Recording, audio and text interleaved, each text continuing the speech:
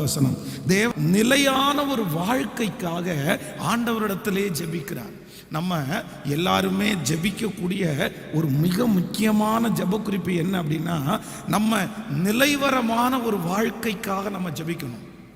நான் என்னுடைய காலேஜில் படிக்கும்போது ஒரு நபர், இந்த சாட்சியை நான் உங்களுக்கு சிலருக்கு தெரிந்திருக்கலாம். அந்த நபர் ரொம்ப டேலண்டான ஒரு பர்சன்.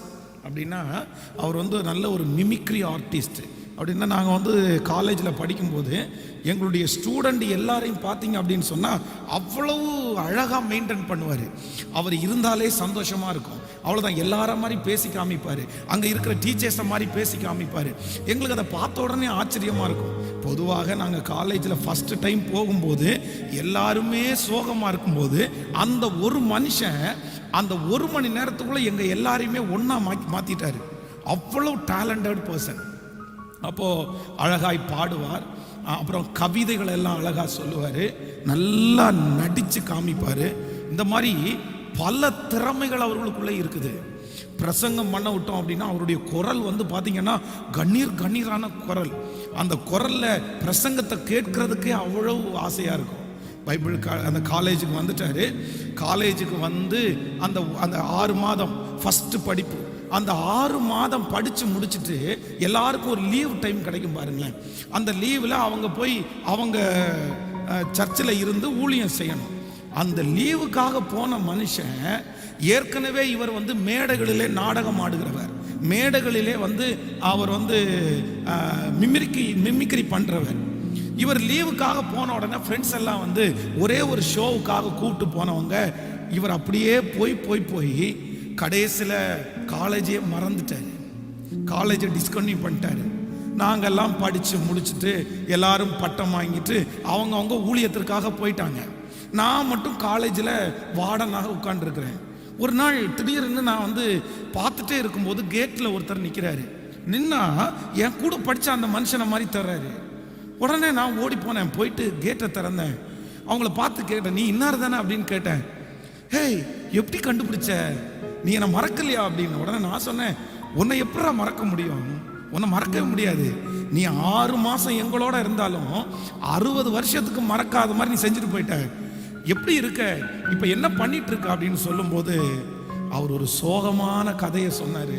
நான் இந்த மாதிரி இந்த காலேஜை டிஸ்கண்டினியூ பண்ணிட்டு போயிட்டேன்ப்பா. அதற்கு பிறகு ஒரு இடத்துல கூட நான் இன்னும் உருப்படியா நான் இல்லை.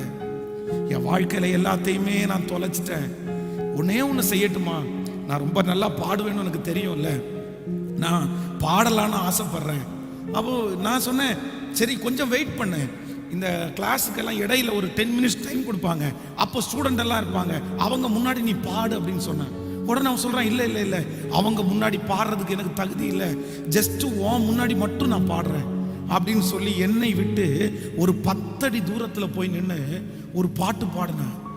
அந்த பாட்டை ஒரு 3 வடி பாடி முடித்த உடனேயே அவனை அறியாமலே அப்படியே அழுக பொத்துட்டு ஓன அழுதான் சத்தமா.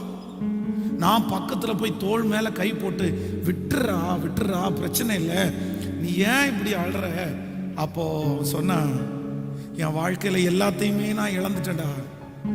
நிலைவரமா அவ்வளவு கஷ்டத்திலையும் நான் இங்க இருந்திருந்தேன்னா இன்னைக்கு உங்களை மாதிரி நானும் ஒரு ஊழியக்காரனா மாறி இருப்பேன். பட் எல்லாத்தையும் இழந்துட்டேன். நான் திருமணம் பண்ணிட்டேன், நான் இனி ஊழியத்துக்கு நினைச்சா கூட வர முடியாது அப்படின்னு அப்படியே அழுகுறான் அவன். அப்போ இன்றைக்கு இந்த செய்தியில நான் அதை ஞாபகப்படுத்துறேன் உங்களுக்கு. உங்க எல்லாரும் ஆண்டவருடைய பிள்ளையே, நம்முடைய தேவன் நமக்கு வைத்திருக்கிற ஆசீர்வாதமே என்ன அப்படின்னா, நான் உன்னை நிலைப்படுத்துவேன், நான் உனக்கு நிலையான வீட்டை கட்டுவேன். நம்முடைய கர்த்தர் நம்மளை அலைந்து திரிய விட மாட்டார். நமக்கு நிரந்தரமான ஒரு வேலையை தருவார், நிரந்தரமான ஒரு வீட்டை தருவார், நிரந்தரமான ஒரு ஆசீர்வாதத்தை கர்த்தர் தருவார். நம்முடைய ஆண்டவரால நம்மளை ஒரு இடத்துல நிலைவரமா கர்த்தரால வைக்க முடியும். எத்தனை பேர் விசுவாசிக்கிறீங்க? அப்போ நீங்க எல்லாரும்